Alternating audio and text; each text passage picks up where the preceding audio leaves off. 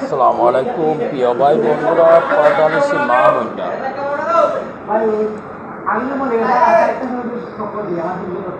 আমরা বিশেষ করে আমল করবো ইনশাআল্লাহ।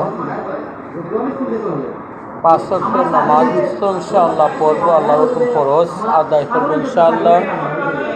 আর বেশি বেশি আমল করবো লা ইলাহা ইল্লাল্লাহ। প্রিয় ভাই বন্ধুরা, পর্দানিশী মা বোনরা, লা ইলাহা ইল্লাল্লাহ তেলাওয়াত করনিওয়ালার গুনাহ মাফ করে আল্লাহ রাব্বুল আলামিন। সারা বিশ্বের মালিক আল্লাহ রাব্বুল আলামিনের নূরের আলাম, আল্লাহ রাব্বুল আলামিনের আরশের নিচে একটা নূরের তাজসাল একটা খুঁটি আছে, খুঁটি এই খুঁটিটা নড়াচড়া করে। এর জন্য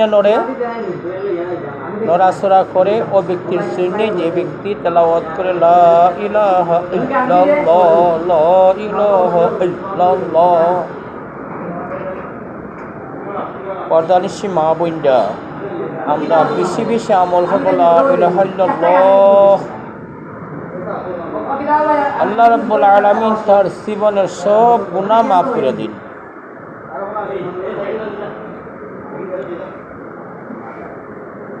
নূরের কুরিরে আল্লাহ রাব্বুল আলামিন প্রশ্ন করে, তুমি থামো।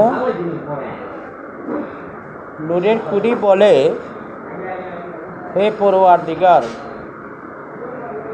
লা ইলাহা ইল্লাল্লাহ তেলাওয়াত করনিওয়ালার গুনাহ মাফ হইছে না, আমি থামতাম পারি না।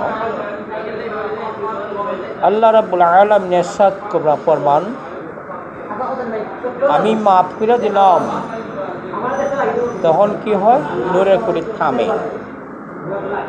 প্রিয় ভাই বন্ধুরা, পর্দানিশী মা বোনরা, আমরা বেশি বেশি লা ইলাহা ইল্লাল্লাহ আমল করবো ইনশাআল্লাহ। লা ইলাহা ইল্লাল্লাহ, লা ইলাহা ইল্লাল্লাহ বেশি বেশি তেলাওয়াত করব। আল্লাহ রাব্বুল আলামিন তার গুনাহ মাফ করুন তেলাওয়াত করনিওয়ালার।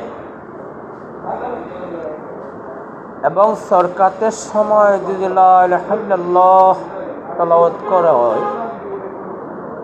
তেলাওয়াত করতে করতে কোনো ব্যক্তি দুনিয়াতে বিদায় নেই, আল্লাহ রাব্বুল আলামিন তার আখিরাতের জিন্দেগি শান্তি আর শান্তি।